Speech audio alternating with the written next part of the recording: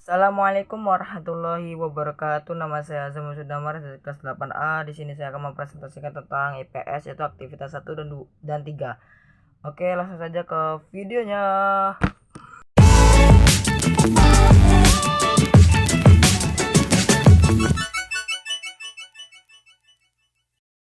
Aktivitas pertama, mobilitas sosial. Mobilitas sosial adalah perpindahan status sosial yang dimiliki seseorang atau kelompok ke status sosial yang lain dalam masyarakat. Bentuk mobilitas sosial. Secara umum, bentuk mobilitas sosial terbagi menjadi 4, yaitu vertikal, horizontal, antargeneralitas, dan intragenerasi. Pertama, mobilitas sosial vertikal. Perpindahan status sosial yang dimiliki seseorang atau kelompok ke status sosial lain yang tidak sederajat dan sebelumnya. Yang kedua, mobilitas horizontal. Perpindahan status sosial yang dialami seseorang atau kelompok tidak akan mengubah derajat sosialnya. Contohnya, seseorang dokter pindah dari rumah sakit satu ke rumah sakit yang kedua. Hal tersebut termasuk horizontal karena profesinya tidak akan berubah. Yang ketiga, mobilitas sosial antar generasi.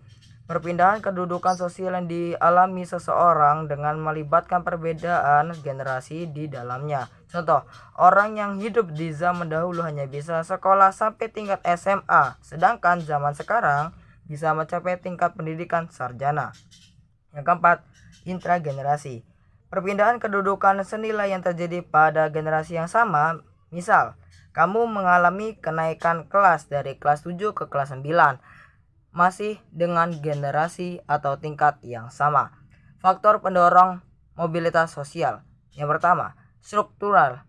Terkait dengan kesempatan seseorang untuk menempati sebuah pendudukan serta kemudahan untuk memperolehnya. Yang kedua, individu. Kualitas individu yang dilihat dari segi sikap, pengetahuan, dan keterampilan. Yang ketiga, ekonomi. Jika situasi ekonomi dalam masyarakat cenderung baik, maka mobilitas sosial pun dapat terwujud. Yang keempat, politik. Bergantung pada situasi politik suatu negara. Yang kelima, kependudukan. Masalah kependudukan seperti ini mendorong individu dan pemerintahan untuk mengerahkan masyarakat agar bermigrasi ke daerah ini. Faktor penghambat mobilitas sosial. Yang pertama, kemiskinan. Kesulitan untuk mencapai status sosial tertentu. Yang kedua, diskriminasi. Membedakan perlakuan terhadap sesama karena alasan beda suku, bangsa, ras, agama, dan golongan. Yang ketiga, stereotip. Gender.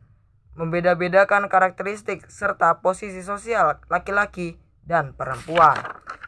Dampak positif mobilitas sosial. Yang pertama, mendorong seseorang untuk maju. Yang kedua, mempererat perubahan sosial. Dampak negatif. Yang pertama, kecemasan. Yang kedua, meremehkan solidaritas kelompok. Yang ketiga, memicu konflik. Aktivitas 3. Dari infografi di atas, manakah yang termasuk faktor-faktor pendorong dan penghambat mobilitas sosial? Yaitu yang pertama, faktor pendorong.